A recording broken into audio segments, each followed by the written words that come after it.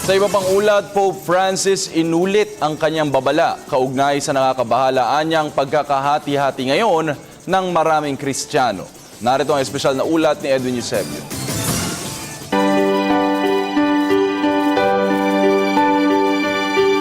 Inulit ni Pope Francis ang kanyang babala laban sa pagkakahati-hati ngayon ng mga Kristiyano. Sa harap ng mga nagsisiksikang audience sa St. Peter's Square, idiniin ng Santo Papa na ang pagkakahiwa-hiwalay ng mga Kristiyano ay nakadadagdag pa ng pasakit sa simbahang Katolika at pasakit rin kay Jesucristo na bago niya namatay sa krus ay nanalangin pa sa Ama para sa pagkakaisa ng kanyang mga alagad o disipulo. Marami anyang mga Kristiyano na kaisa sa tradisyon, subalit naiiba ang pagtalima sa bili ni Kristo. Dahil anya sa sugat na dulot ng pagkakawatak-watak, lumalabas rin ang pagmamalaki at pagiging makasarili, kaya't nagiging mahirap sa marami ang makinig at tanggapin ang punto ng kapwa-tao.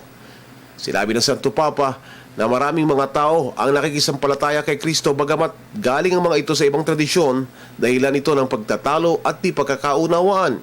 Tanong ni Pope Francis, ano ba ang pag-uugali natin ngayon? Tayo ba ay magkakaiba?